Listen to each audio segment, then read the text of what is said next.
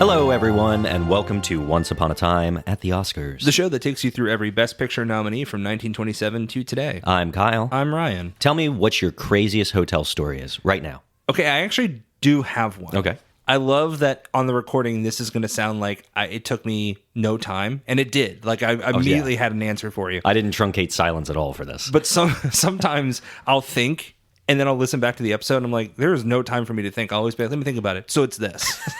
This was the case where I'm just like, immediately, I have a good story for you. The best hotel story is one I wasn't staying at. Okay. I was a writer for a publication, and we got to interview Selena Gomez. Oh. And it was very fun. It was from a movie she did called Monte Carlo with Leighton Meester. Maurice Chevalier. Was it a remake? It might have been a remake now that I think God. about it. Wow. I have to go look. I have to do some soul searching about that. And then someone else. I forgot. Perfect. But we were sitting in the lobby waiting to go interview her. And I was sitting down. I was just on my phone doing nothing. And someone walked by me.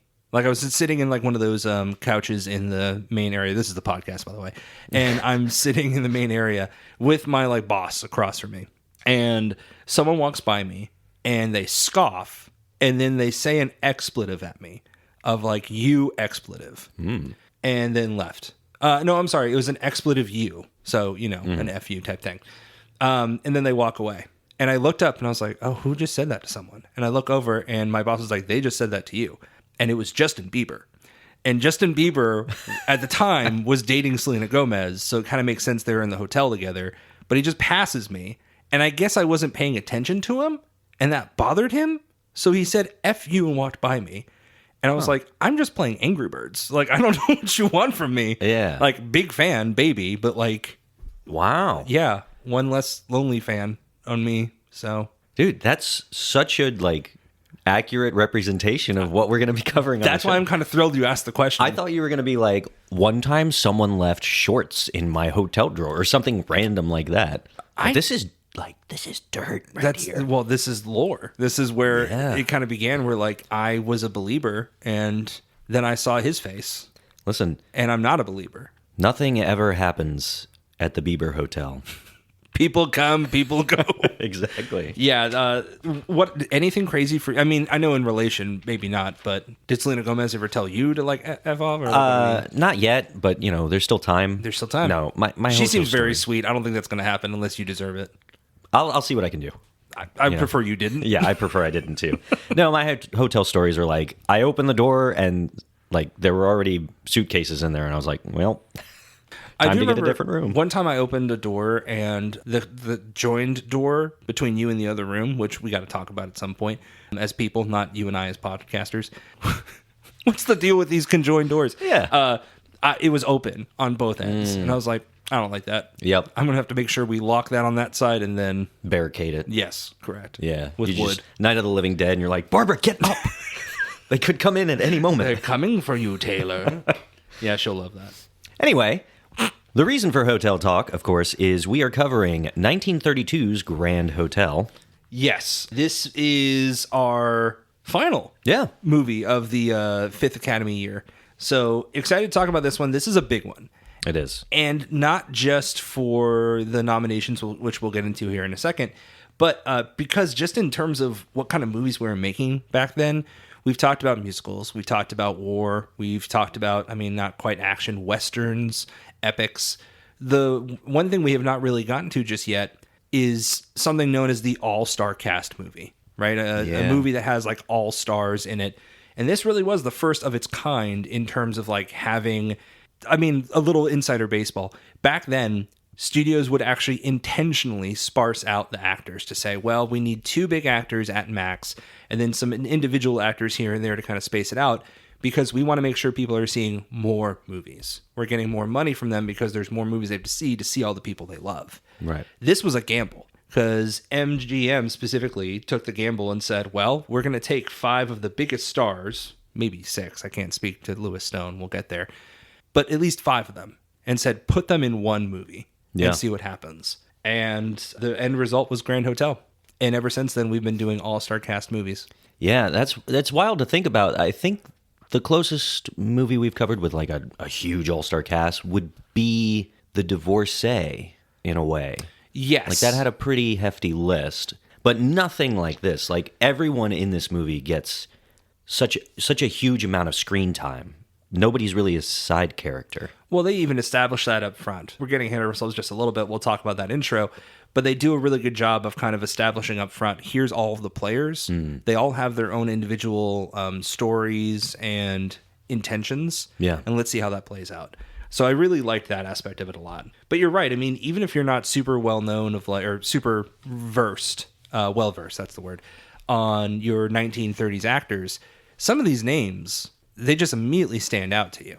Yeah. And let's talk about some of those names.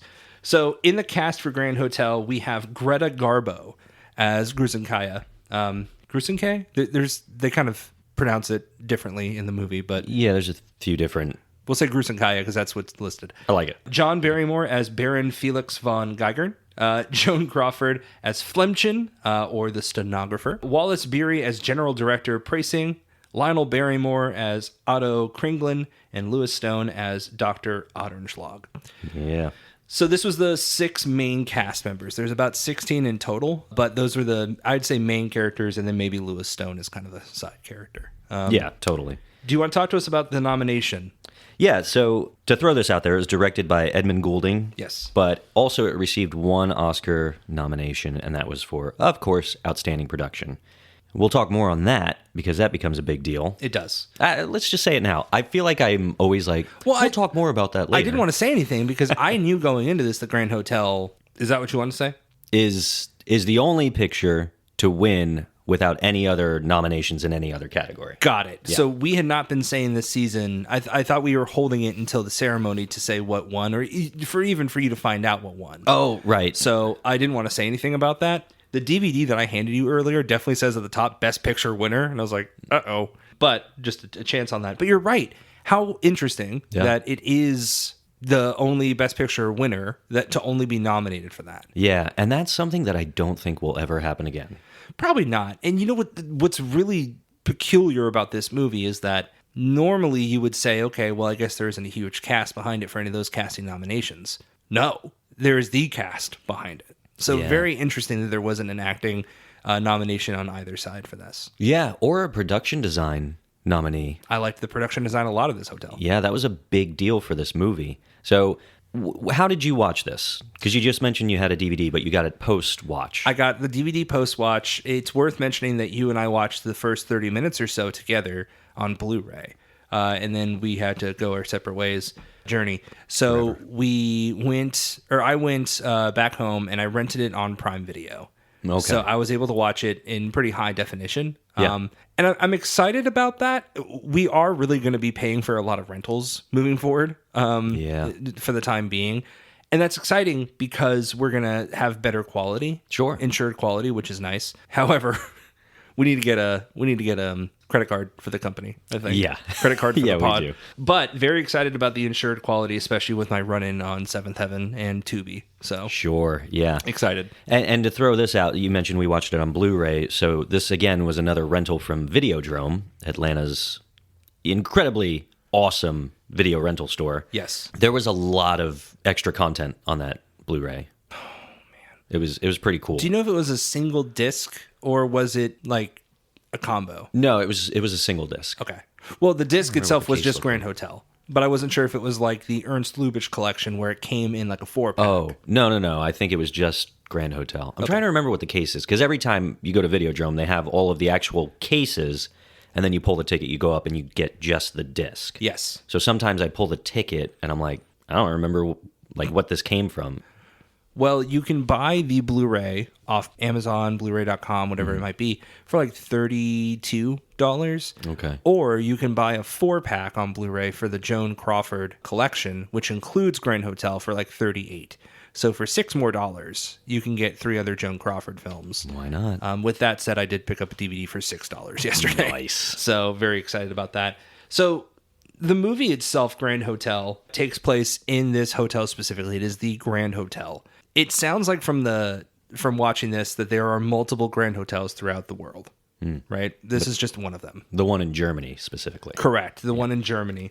So it follows the cast of characters that I mentioned. I would say the main characters tend to be the Baron, played by John Barrymore, Grusin Kaya, played by Greta Garbo, and Flemchin, played by Joan Crawford. In fourth is probably General Director Pricing, our guy, Wallace Beery, who is doing a very convincing German accent. At times, it's a little comical, but I enjoyed his character a good bit. Normally, we would go through the synopsis of this movie for you, but in reality, I think that's kind of the episode is just going to be the synopsis, because there's a lot of merging stories, merging intentions, and how that blends. So it's kind of hard to give you like a 2-3 sentence description of this movie, because it really is kind of just what happens when these 6 people get together. Yeah, and I kind of feel like if we did a play-by-play, it might get a little sluggish at times. So I almost don't even want to do that either. I kind of want to just highlight specifics, you know? The best thing to tell you about this movie is that it is the intersection of these lives while they stay at the Grand Hotel. Yeah. One of the first people that stood out to me, while the very beginning of the movie is almost a confessional style. There are phone booths. Yes. At least 2, maybe 3 phone booths inside the Grand Hotel. And the opener is all of the main characters that we see throughout the movie having a conversation with someone on the other end of the phone. And this is where we start to see their specific intentions.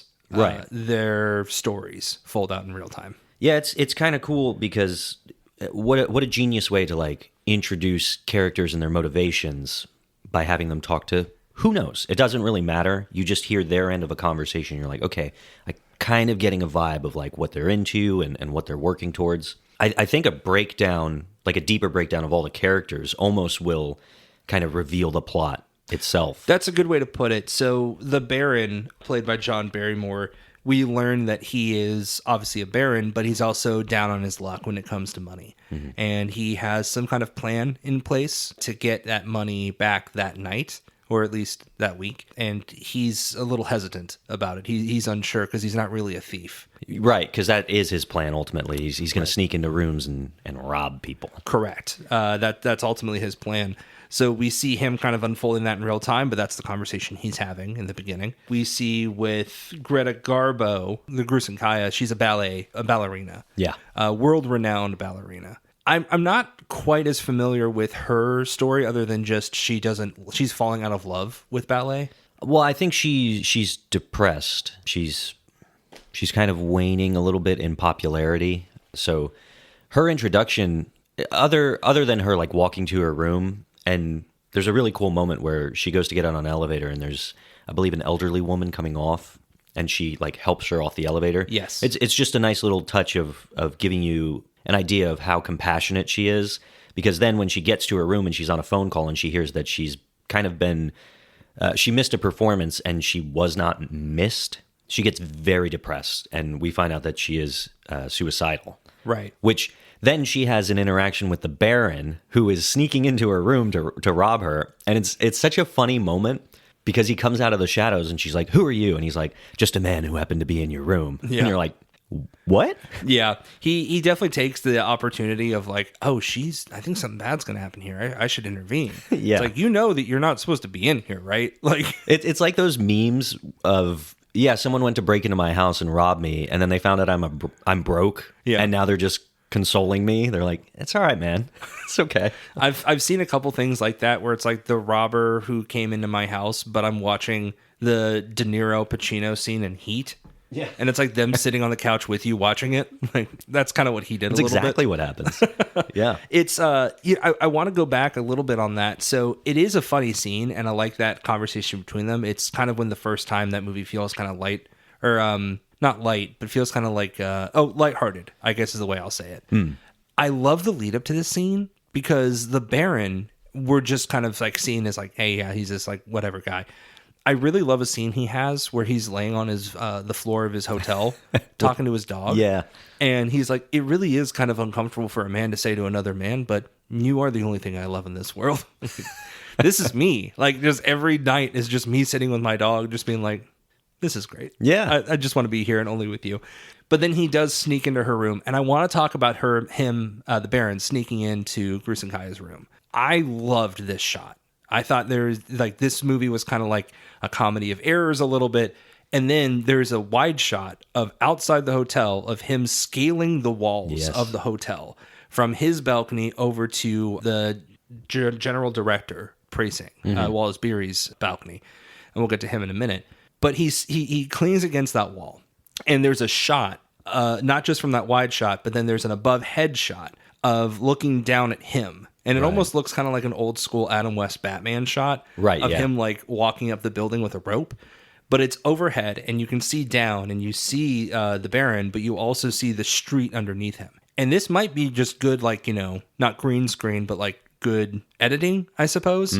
It does look like they just filmed outside of a building and had him just holding on while there's like people walking underneath and cars driving by. Yeah. So let me tell you real quick how they shot it. Yeah. He is laying on the ground, and that set, like they built a set for him to crawl around on, and then they have a projection going on of the street below him. It looks mixed so with a little good. bit of matte painting as well. Yes, because I think it was either the Alibi. I think it was the Alibi where they ended up like jumping across buildings at the end of the movie, and you could tell like this doesn't look that good. This looks really good. Yes, very convincing. And just that wide shot as well with him scaling outside of the window. Again, that's more matte painting, and it all just looks completely real. And I think that's a good opportunity to talk about the production design, which was a huge selling point of this movie. You had Cedric Gibbons, who we've talked about many times. He's the production design lead on MGM's pictures, and he's done so much in his career, and we're going to talk about him time and time again. But when we first enter the Grand Hotel and we see the front desk, it's such an interesting set. Did I say that right? Yeah. Interesting set. Yeah. You got it. But it's a circular desk. Yes. And it kind of allows the camera to be in any angle it chooses, and you get such a wide array of vantage points in this hotel, and it makes it feel like a real working hotel. Yeah, the circular is the right word, because even there's an overhead shot that happens from like maybe the third or fourth floor looking down that is of that main area that where the desk is not the only circular thing, but the lobby itself. Yes. And then the floors above it are very circular. Yeah. And that allows for some really great shots that I appreciate coming back to. So this was such a big deal, this set, and so groundbreaking, that this movie had one of the biggest Hollywood premieres of all time. And Makes MGM sense. invited like all of its stars. And this was a bonus on that Blu-ray. It was all footage from that opening night at Grauman's Chinese Theater. And they rebuilt the set and had all of the stars walk the red carpet and then sign the guest book. And Conrad Nagel was working the front desk and just like, "Good evening, Norma. How are you?" Yes. And it was really cool. I love that, because I do think that we could have probably have guessed. Like if they're like, guess who was running the front desk in 1933? It's so funny. Anytime they need somebody to like announce something, they're like, "Let's call Conrad." It seems like Conrad was kind of the Jimmy Fallon of the time, of just like, God, we need a host. Yeah. Who's hosting these days? But every time he's in a movie, you're like, "I hate that Conrad." Yeah. He's despicable. Wow, he really is the Jimmy Fallon of the time. Yeah, there you go. Fever Pitch. Ugh. That's the one. Taxi. Ugh. But yeah, beautiful movie. Catching strays. Yeah, beautiful movie. Love the production design. I also want to talk about after the Baron gets into Grusin Kaya's room, sneaks in, grabs the pearls, like he's ready to go. He's just trying to leave. As he's walking out, the room service team is walking in, so he has to hide. He stands behind the door as they open it, and I love this shot. They open the door. We know he's behind the door, but they open it enough to where it's blocking a good bit of space behind them. They walk in, they put a few things down, and then they close the door, and the Baron has disappeared. And it's one unbroken shot. He's Batman. And I was like, this is dope. I was like, this is so cool. I don't know how they did that. I have to rewind this and watch it. Now, when you rewind and watch it, you can see where the opportunity is. Oh, yeah. But you're just not looking for it in a movie like this. Sure. So it almost is like a disappearing act, like a magic act of like, wow, how'd they do that? And the answer is they blocked the pathway to a closet so he can hide in the closet. But it still looks remarkable when you're watching that. So those two shots back to back of him scaling the building and then hiding, like disappearing behind the door, I thought was like breathtaking. I was like, this is so cool to put this in the movie. And that's kind of where they leave it. Like there's a couple bits of the directing seems very inspired. and then they kind of take it out. And I don't know if that was like the Baron's story is that of a little bit of intrigue and spy and like thievery. So we're going to put a couple of these like hidden shots or like disappearing shots and like the adventure and action of the movie. But they don't really tend to do that with many of the other shots. Yeah. So that's something that stood out to me, and I really liked that, and I wanted to call that out. But you're right that it does lead to that lighthearted scene between, like, he now has discovered Grusenkaya and in a very vulnerable state, and they make a genuine connection. A huge connection. Like, they fall in love. Right. And this is cool. I had read about this, the behind the scenes. Greta Garbo, I mean, this is a long thing to talk about. But she was known for being kind of a recluse, and everybody on set thought she was going to be difficult to work with. So when she arrived on set, she made a point to try and connect with John Barrymore because she knew she'd be acting opposite of him. And there was kind of like they both missed an opportunity, so they thought they hated each other. And then I think when they finally met, John Barrymore came right up to her and was like, "You're the most beautiful star in all of the sky," or something really sappy like that. And she walks in and she's like, "I can't believe I have the opportunity to work with the great John Barrymore." And both of them, like, it stroked both of their egos enough that they were so close in real life. And this movie started like a genuine connection between them. That was Garbo and Barrymore? Yeah. Well, I'm sorry, I guess I can't do that. Garbo and John Barrymore. Right, yeah. Yeah, because Lionel is in here too. Barrymore too is on site. Let's take the time to then go ahead and talk about Flemchin, Joan Crawford. Joan Crawford is probably outside of Garbo, maybe alongside Garbo, the most recognizable names in this movie. Yeah. And her Flemchin is introduced as she's waiting to almost be like interviewed or maybe audition or just be brought in as a stenographer for the general director. Yeah. And with her character, she pretty instantly connects with the Baron, finds out that he's a Baron, and gets a little money hungry and is excited to kind of talk and meet with him a bit more. This then kind of introduces my favorite character of the movie. We'll get to them in a minute. But she strikes out this connection with the Baron, makes a plan to meet him and go dancing, and then is brought in by seemingly a very jealous praising general director. Brings her in. This is Wallace Beery, and brings her in. And her main role here is to service as the stenographer for general director. And he finds himself distracted by her beauty throughout her stenographing, I suppose. And it's clear that she is dictating a response and a deal between him and his company and another company for a merger. How did the story interest you at all? No. Yeah. Yeah. It's pretty boring. Yeah. I think anytime Wallace Beery showed up on screen, I was kind of like, yeah, I don't really care about your story, man. Yeah. I'm not into it. He definitely, not to say he's the only person with a German accent, but he is the one with the most of a German accent in this movie. And he's got like the tux on and a little bit almost like a monocle, but they're like glasses. Yeah. And it's just like, I know you're the villain. Like before your intentions even come out and before I know your story, I know you're the villain because the way you're being kind of displayed right now. So any story around you is going to be pretty like boring. And it is just a company merger. Yeah. He gets a note that says that another merger he's trying to do, an acquisition maybe, is not going to happen. And the only story that we have here is, well, this other one might happen, but it's kind of dependent on if the other one happens.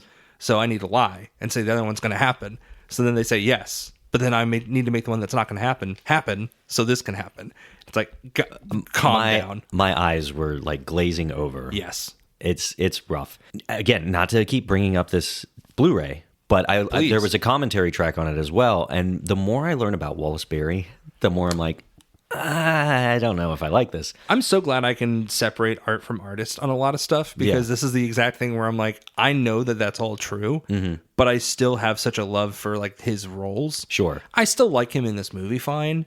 But it's not my favorite. No, he's probably my least favorite character in this movie. Yes, I'd agree. Yeah. So I think while watching the commentary track and hearing all of these things about how he was always trying to upstage other actors, and with the information we had about the Champ and him allegedly doing that with Jackie Cooper, after hearing it more and more, I'm like, okay, so he really was doing that. But the Champ I enjoyed. Yes. So I was forgiving. With this, I'm like, why are you doing that, Wallace? Yeah, and also it's weird because I believe you, and I'm sure they're telling the truth on that Blu-ray about him trying to upstage other actors. But what's interesting is that you never feel it in the movie. There's a scene in this, the Grand Hotel, where he's trying to have like a drink with Flemchen. And there's another character who we're going to be talking about here, played by Lionel Barrymore as Otto Kringlin. And Kringlin, well, I can't wait to get to him. Kringlin is trying to talk more with Flemchen, and the general director Pricing won't let him. And this whole scene, he's just like, well, this is not right. You can't do this to me. You got to let me talk to her because I deserve it. And I just want a Louisiana flip. And I just want to go talk to her. And the general director is like, go away. And like, that's it. Yeah. There are people acting circles around Wallace Beery in this movie. Yes. So it doesn't feel like he's like, oh, I got to take this scene and make it more dramatic. And this is my scene and not yours. It feels like he's very giving in that. So it's weird that like it's almost a bullying thing is what it sounds like off camera. Because on camera, when he needs to play second fiddle to someone else, he will. Yeah. And that's really interesting to me that he can do that. Like he'll play ball, but he'll be like a monster offset. Well, supposedly he turned down this role because he was like, no, I'm supposed to be the star. So okay, at least he has the acknowledgement that it's not a star role. Yeah. So I think the reason he had a German accent, he specifically asked to be able to do that, or said he was going to do it because he's Wallace Beery. Right. Because he wanted something to stand out. Right. Which it does. To even detract like from what his usual roles are. So people would be like, oh, well, that's Wallace Beery with a German accent. I like the other Wallace Beery. That is almost exactly what I said in my head when I Yeah. was watching this movie. I was like, that's him with a German accent. Yep.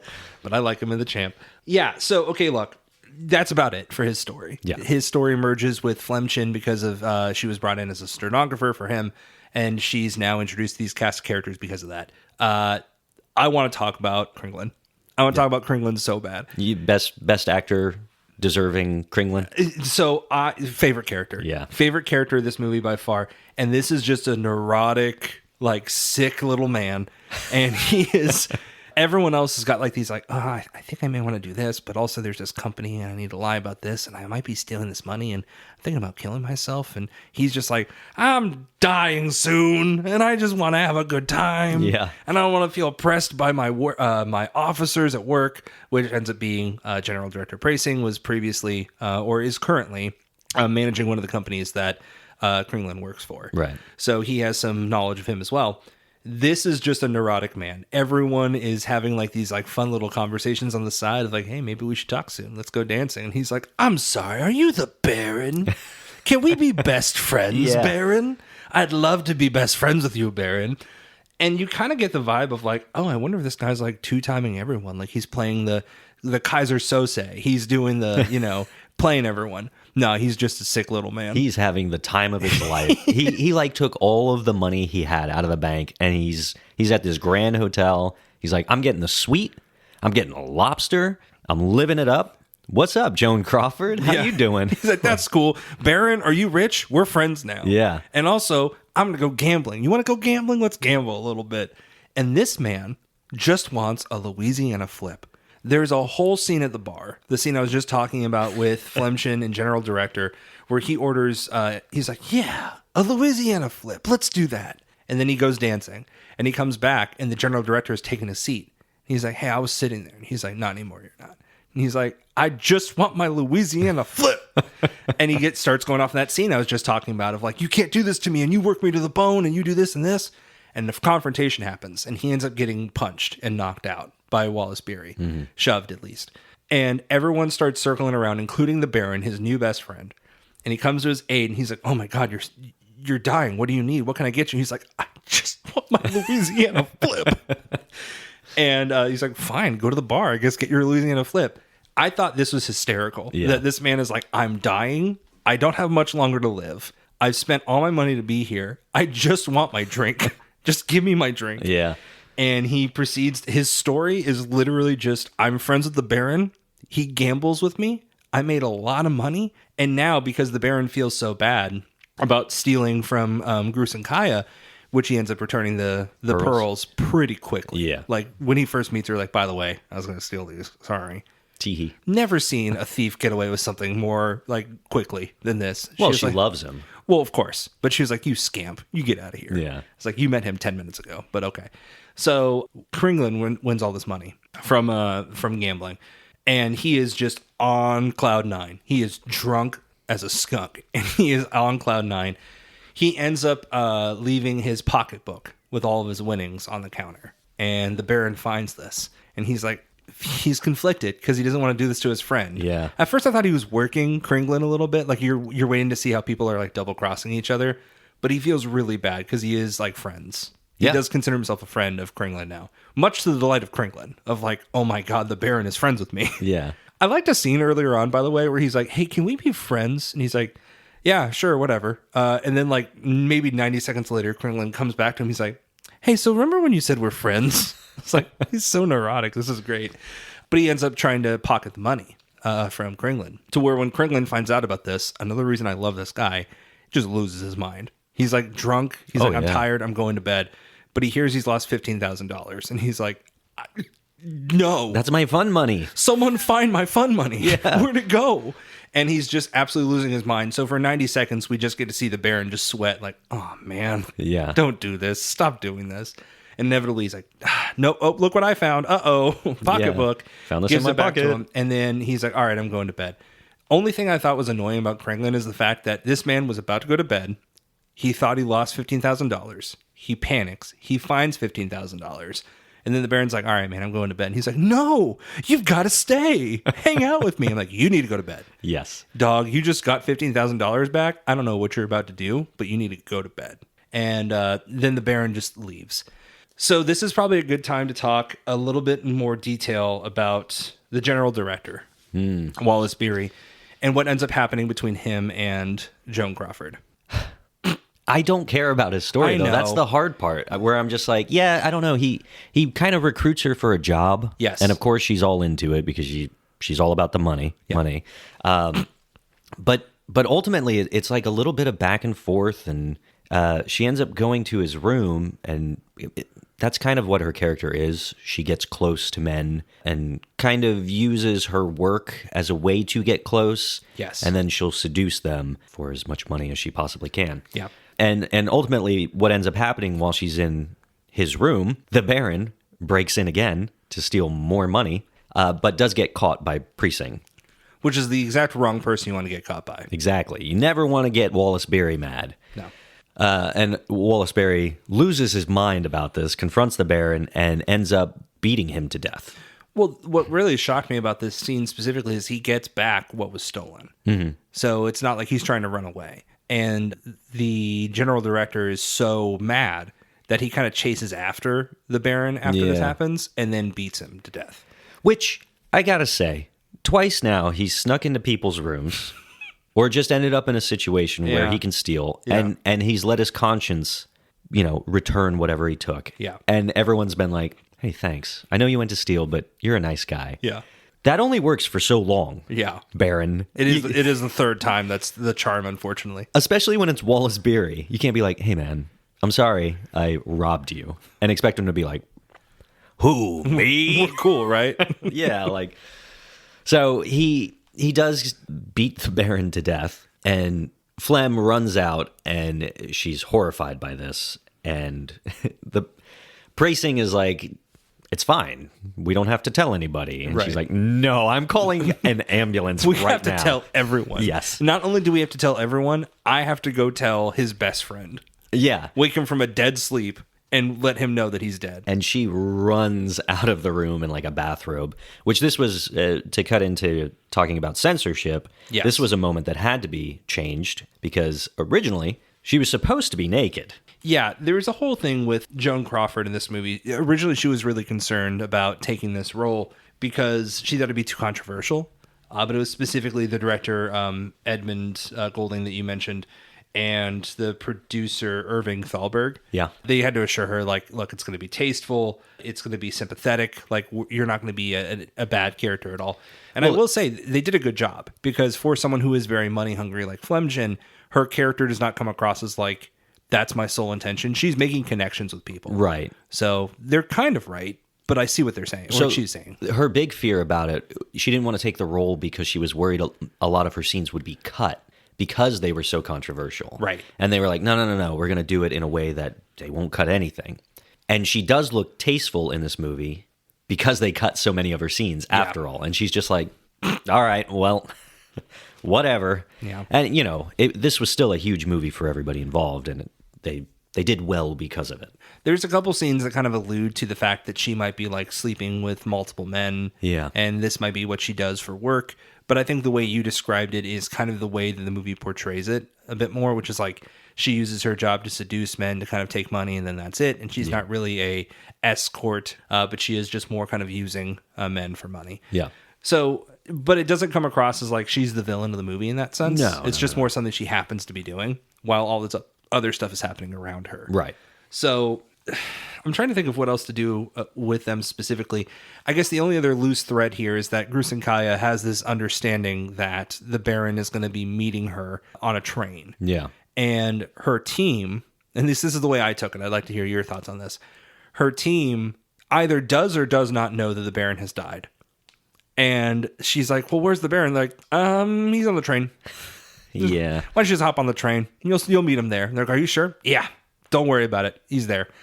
And they just need to get her out of the Grand Hotel and on the road, and they'll damage control later.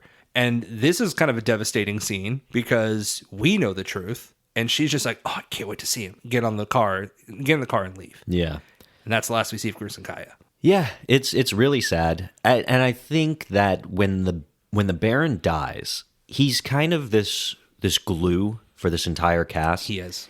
Everybody loves him except Precinct, but he does have that connection with him. He's very jealous of him. You can tell with the way that Flemchen talks with him. Exactly. But once he dies, it's such a huge loss to everybody, including the audience, that not only do you kind of see everybody's story wrap up a little bit, Flemchen decides she's going to go with Kringlen, yeah.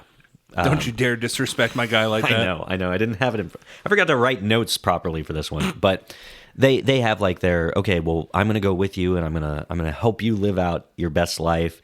And Grusenkaya, she has her sad ending. Sorry, there's going to be a lot of... Oh, that's why it's right here. Yeah. The Here you papers. Go. Oh, that helps so much. Hold on. Like I said, hold on like we're live. Beautiful. Thank you so much for this. Yeah, I think that's going to help. Grusenkaya. Oh, it's... Get out of here. Get away from me. Okay, we're good. It's not that I didn't have the note in front of me. It's that I can't pronounce it. Well, it's difficult. It is. There's a lot of names that are thrown out here. Right. But yeah, everybody's story starts to end, and it is very, very sad, ultimately. But I think that as the ending kind of plays out as well, as an audience member, you're like, yeah, he's gone, and I'm kind of done with the movie now.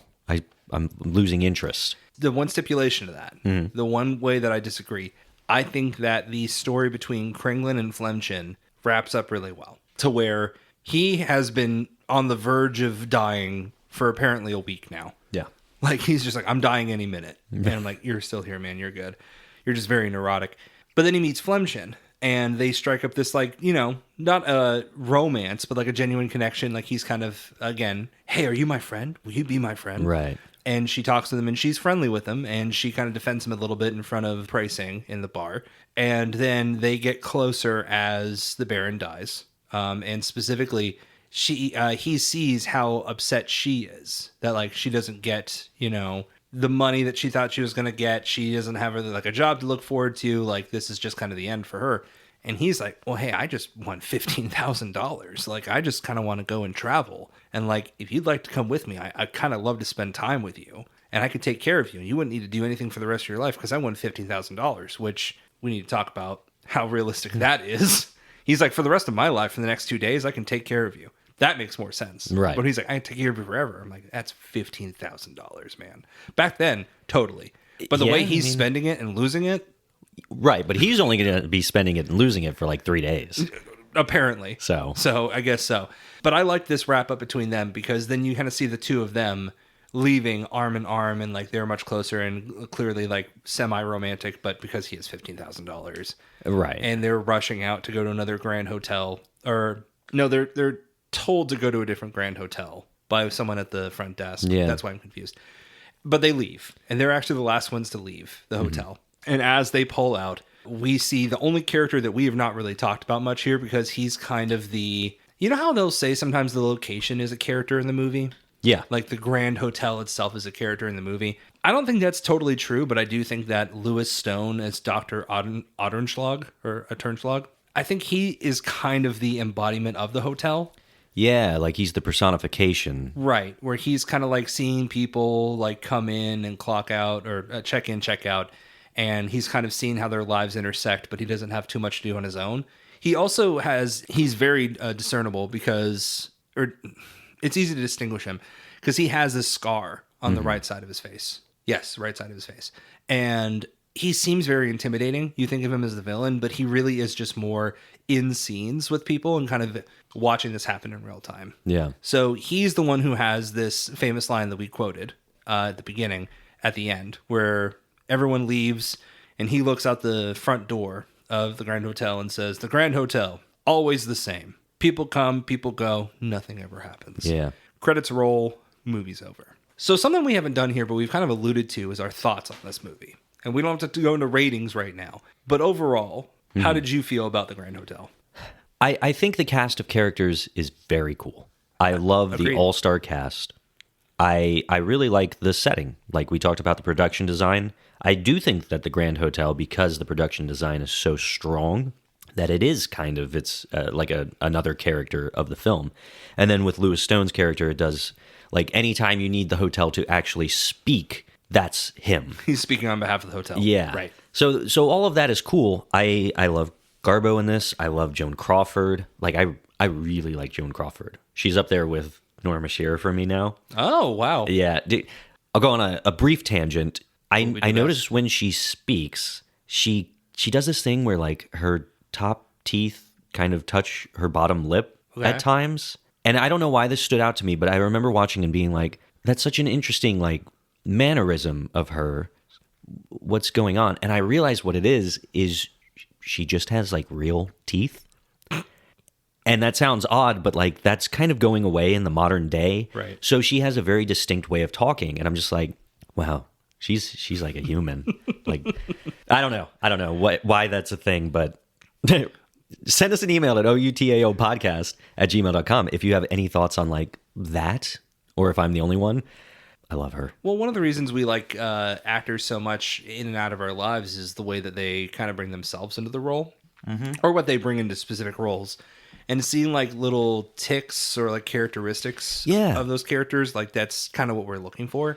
So I totally understand why that you would feel that way. And someone made a comment on either Shanghai Express or this movie about the close-ups of either Marlene Dietrich or Garbo, and how so much of a movie and the emotion displayed on it can be done just by showing a close-up of a woman's face.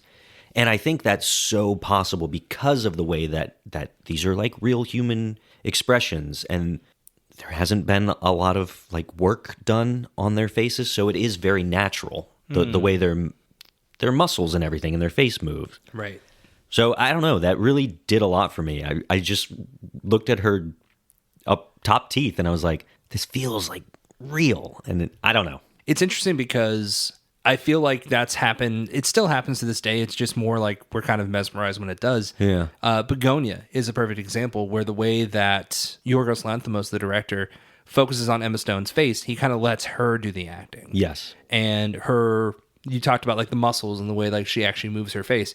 That's what we're looking for in like an acting performance, and not just did you convincingly deliver that line, but can I read that on your face?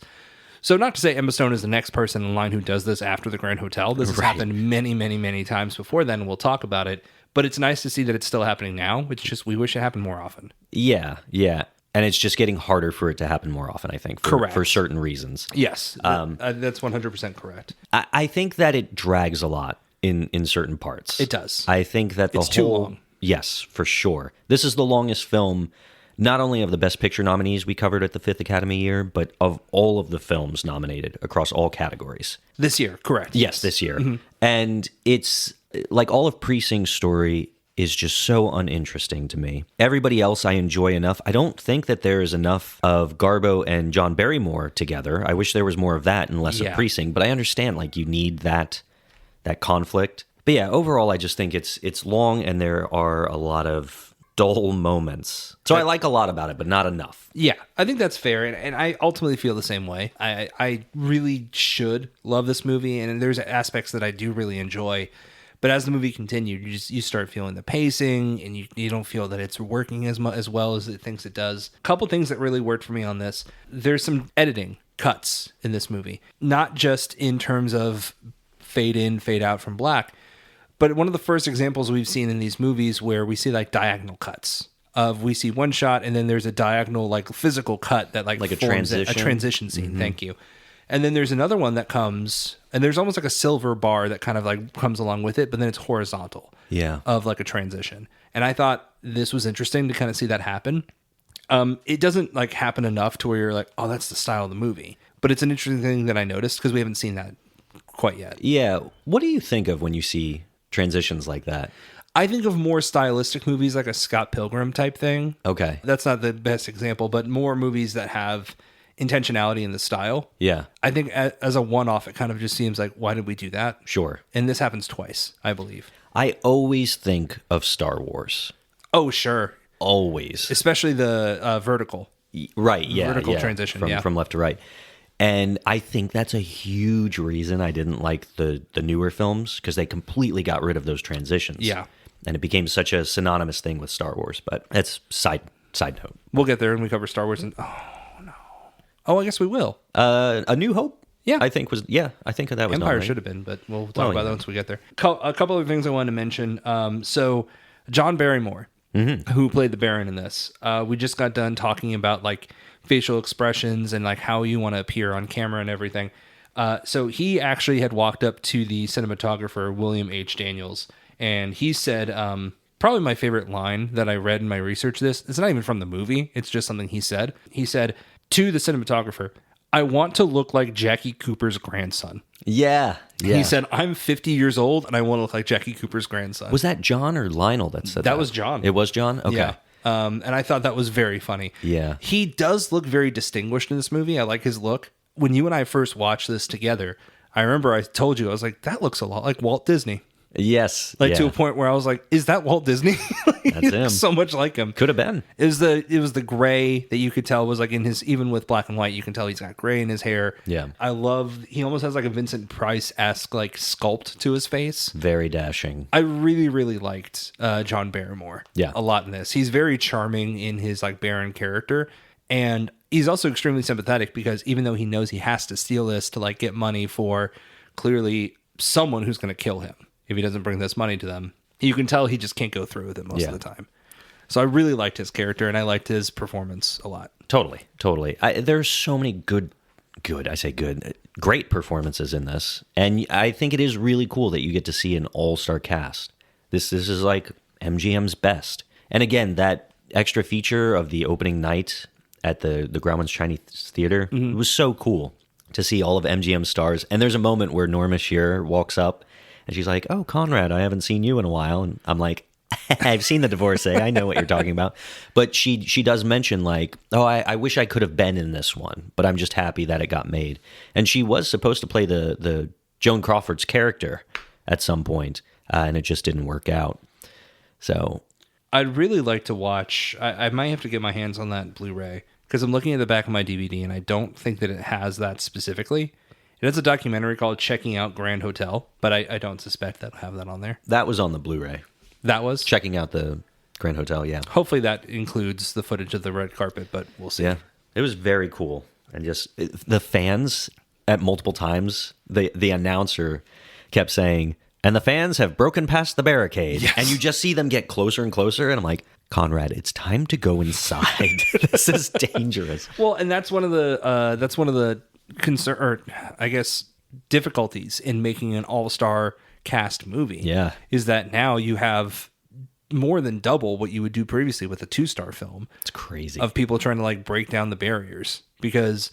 Yeah, I mean, Greta Garbo makes sense with how charming John Barrymore was. Makes sense for him, too. Of course, Joan Crawford. With Wallace Beery, I suspect there's just a bunch of me's back then. Just like, let me at him. I gotta touch him. Who, me?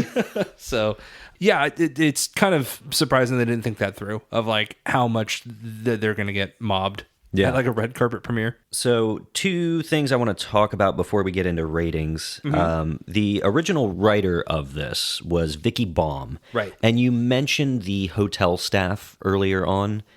She worked at a hotel, 2 different hotels. And this supposedly was based on interactions and experiences she had while doing that job. So it's obviously not a one-to-one retelling of the experiences she's had, but it is based on kind of true events. So I thought that was interesting. And I do like that the hotel staff are, like, they exist in this movie. You know, they very easily could have been left out, but obviously she had a part in that experience, so that makes sense. And then the other thing I want to talk about real quick is Greta Garbo. Everything I looked up about this movie, constantly they were mentioning her famous line that kind of stayed with her throughout her entire career. And it's when her what did you call them earlier, like her team? Yeah, like managers. Yes. Yeah. They're talking to her and they're like, oh, you know, we have to go do something or other. And she says, I want to be alone. And that became something that stuck with her for the rest of her life because she was kind of a recluse. So anytime anybody talked about Garbo, they would say, I want to be alone. And she went on to clarify that whatever anybody thought about that, what I really meant to say was, I want to be let alone. Like, she didn't want to be messed with by the paparazzi or anything like that. Sure. So just kind of interesting that someone as monumental as Garbo had something that stuck with her from this very film that became almost synonymous with her. It's funny that stands out because that's definitely what would happen to me. Like, I would just be saying, I just kind of want to be at my home. People would just be quoting that. Maybe they do. I don't know. I have to start checking on that now. Maybe I'm the Garbo with my friend group. It's like when you tell your family, like you go to a family gathering and you say, yeah, I'm really kind of into elephants right now. And then for every Christmas after that, you get elephant stuff. So this is true for me because I've told like everyone I like cherries. Like cherries are probably one of my favorite, like, fruits. Cool. Ever since I've said that, every like kind of holiday, my mom's like, I got a cherry pie. I'm like, thanks. Thank you. Like, I will eat some of this, but I can never eat enough, and it has to be thrown out because I can't eat that much cherry pie in like one given period. Man up. What? Dude, I'll eat all the cherry pie. That's a good point. Now, they went to, side story, my parents went to Europe not too long ago, and they came back, and there's like a giant ceramic vase that just has like dark cherries in them. Yeah. And that has just been sitting on my mantle almost like ashes. Like, it's a very pretty vase, but people are probably like, wow, those are some nice ashes. I'm like, yeah, it's just some cherries that I can eat at some point, but oh well.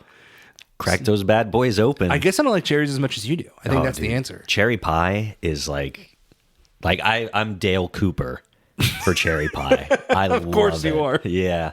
Twin Peaks finds its way, which, by the way, worth pointing out that when we were watching The Grand Hotel, one of the first things I said about Kringlin was that is a Kyle MacLachlan character. Yeah. He does look like him. He had a hat on at one point, and he just like that. I was like, that is the kind of weird little sick freak. I mean, sick in both senses on that too. Right. That I know MacLachlan would love to portray. Yeah. So 100%.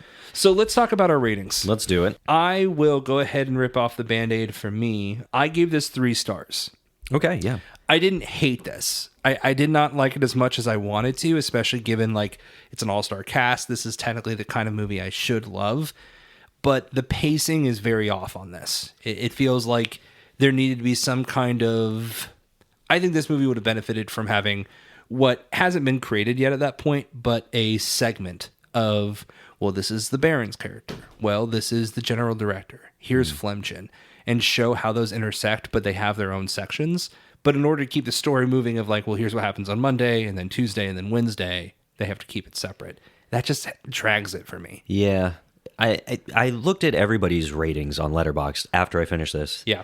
And I was like, Oh no, what did I do? What did I miss? Because it's averaging about a 3.5. Yes, I gave this 2.5 stars. Right. It really didn't stay with me at all. I thought that the behind the scenes and everything that was on that Blu-ray were so much more interesting, but the actual movie itself, like you said, it drags pretty heavily in some points, and I think if I rewatched it, I would enjoy it a little bit more. But ultimately, it felt like everything was very disjointed, and I knew that it was going to come to a head. But when that head was just the death of the Baron, and then everybody was kind of sad about it, and that was the meat, I was like, yeah, I don't know if that's an engaging enough story for me. And like I said when we were watching Shanghai Express, I've come to discover that I love a good story, but I love a good story presented as a film.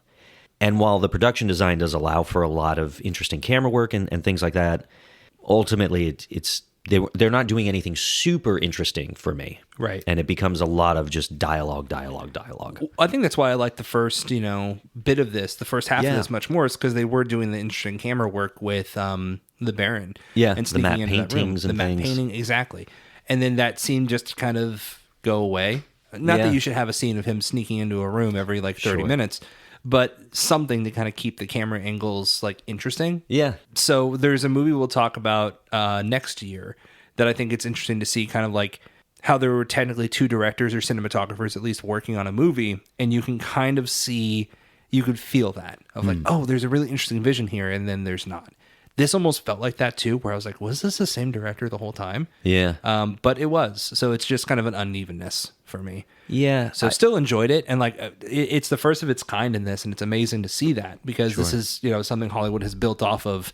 I mean, hello, Adam Sandler. All-star comedies is just kind of what he does now. So whether they're good or bad, mostly the latter. And they are a huge staple of Hollywood. So it was interesting to see this for the first time. It just didn't hit me as well as I thought it would have. Yeah, and I'm kind of bummed about that. It is one that Agreed. I'm walking away from going, it's a me problem. Right. Again, it's not a terrible movie by any means. No. But I feel like 3 stars is probably where I feel the most comfortable with it. Yeah, and 2.5 stars, I feel like I have to apologize for that. Right. But it is where I stand. I think 3 stars is the lowest I'm willing to go without having to feel like I need to apologize. Yeah, I'm ready to apologize. Come at me. I'll apologize. Well, that doesn't make a ton of sense to me. That you're like, I'm ready to apologize. Come at me. Well, who doesn't love an aggressive apology? Challenging everyone to come hear your apology. Yeah. Cool. Let's get into double features. Let's do it. How did you feel about your double feature? How long did it take you? So the way I thought about going was either I could go all-star casts or I could go hotel. Sure. And Or you could do both. I could go, and that's where I was going. I went with something that just kept popping into my head because of hotel. Okay. I went with the multi-director directed film 4 Rooms. I was waiting to see if you did this. Yeah. So that's Robert Rodriguez, Alexander Rockwell, Allison Anders, and Quentin Tarantino. And it's kind of segmented, and it tells the story of 12 guests in a hotel and how they all interact. And, Tim Roth is in it, Jennifer Beals, David Proval, Madonna's in it, Antonio Banderas, Quentin Tarantino shows up, Bruce Willis. I don't think I knew Madonna was in that. And it's more of just hey, look who it is. Blah, It's blah, blah. Madonna. Yeah. Because Cool. it's an hour and a half. It's very short. But that's just kind of where my brain went. Hey, let's get a bunch of people all doing this thing in this hotel, and everybody's kind of a quirky, weird guest. I didn't pick it either, but I guess we technically could have gone Grand Budapest Hotel. Yeah, and of course, immediately that's my first thought, Right. because it's the Grand Blank Hotel. Correct. But I also didn't want to go with a Best Picture nominated film. Well, for mine. No, I didn't go with the Best Picture. I don't think I did. I leaned more into the All-Star cast. Not so much the hotel, but the All-Star cast, where I think this led to in the movie, that I think if this was the example of the first iteration of an All-Star cast, what I think the last huge one was in terms of wow, we got a lot of people into this. Yeah. And I went with the classic 2003 Richard Curtis film Love Actually. Oh, yeah. This is one for me. It's kind of when I think back to the All-Star films, this is one of the big ones. just in terms of maybe not at the time. And Hugh Grant was obviously a huge name, as was Colin Firth. But even over time now, we look at some of the people in that and you're like, wow, you had some insane names in there. Emma Thompson in there, Laura Linney. Alan Rickman. Thank you. I did not want to say Professor Snape, but I was like, I can't think of his name right now. It's Alan Rickman. Liam Neeson. Andrew Lincoln. There, Keira Knightley himself. Yeah. Keira Knightley. Chiwetel Ejiofor. Like, there are some very big names now. And even then, I think they're pretty large. So Billy Bob Thornton has a cameo in this movie. Yeah. So this to me was not just the fact that there's an all-star cast, but watching how their stories blend. Mm-hmm. And I think Love Actually is a pretty like close to perfect movie for me. Like just in terms of, it's not like, hey, this is one of the best movies ever made, but like pacing, story-wise, the way they intersect, everything is right there. We haven't mentioned Rowan Atkinson. How are we going to talk about an all-star cast and not drop Mr. Bean? This to me, I think, is the example of like how you want to see these stories blended. And of course, we learn over time. So you can forgive a movie like The Grand Hotel for not knowing what's to come, right? Yeah, and I would argue that most people don't have to forgive it. Everyone has enjoyed this movie except us, really. Good point. So Love Actually is the movie that I think best fits this because it tackles both the all-star cast and the way that the stories blend together. Yeah. No, that's a great pick. And I think that it also... all of the people in that movie are kind of like, hey, you're not a great person right now. What are you doing? Right, exactly. And there's a little bit of that in Grand Hotel where everyone kind of has like ulterior motives, except for one person who's just like, I want to have fun.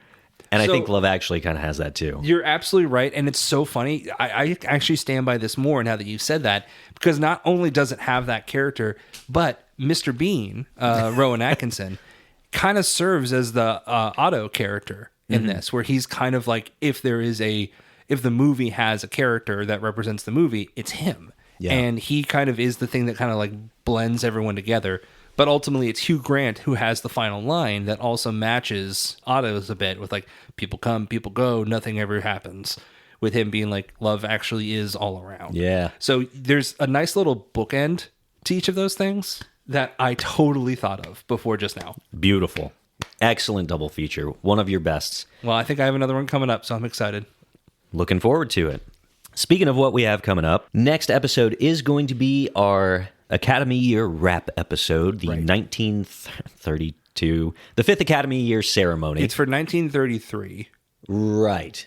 The 5th Academy Year so aggravating. Ceremony episode. We're almost done with that. We're getting so close. We're so close. But that means if you have any thoughts on any of these movies that you want us to read and discuss on air, I want to do a live episode. That'd be so much fun. Yeah. Have like a phone number, like a Google Voice that people could call. That'd be very cool. We should totally look into that. We should. It also be, maybe people would want to do that more than writing Send emails. Yeah. But if you do have thoughts, please do have them in by April 26th. That's when we'll be recording the episode. So do that. Shoot us an email at outaopodcast@gmail.com. And yeah, check out the Patreon, patreon.com/OUTAOpodcast.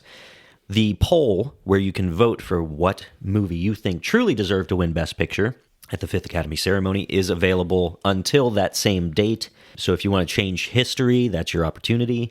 That also gives you the opportunity to join the community Discord. Check out the watch party that we have scheduled for Wednesday the 29th that I might not be available for now that I think about it. But Ryan will probably be there, maybe. It'd be really funny if it was just me hosting a screening, because I'm going to go off the rails. I'm like, who's seen Kung Fu Hustle? Dude, it might happen. It might happen. Well, make sure we're doing the votes on that too, everyone, so we can decide what movie we're going to watch, because if not, then it's going to be a Ryan pick. And I hope everyone likes Gremlins 2, The New Batch. Perfect. But beyond that, stay tuned for that episode on Wednesday, and we'll get ready for the 6th Academy Year here coming up. Yeah, I guess we could save it for a ceremony episode, but one way I'd like to end the Grand Hotel is, how did you feel about the 5th Academy Year overall with these nominees? Again, was this the first year that I watched things I'd never seen? No, correct. Was it? Yeah. Wow. Yeah, it's been a blast. I think we have more hits than misses. Yeah, I agree. It's been great. What about you? No, I've really enjoyed it. I think that there wasn't like one. There may have been and I'm saying this just to be cautious, there may have been one movie that didn't hit as well as I wanted it to, but ultimately there are some finds that kind of stick with me now. So yeah, I'm looking at it, and there's no movie that I was sitting there going, "What are we doing?" I know, yeah. So this has been a solid No year. Cimarron. No Cimarron. But we're running a little long, so we'll wrap up here. Thanks so much for listening. As always, I'm Kyle. I'm Ryan. And we'll see you at the movies.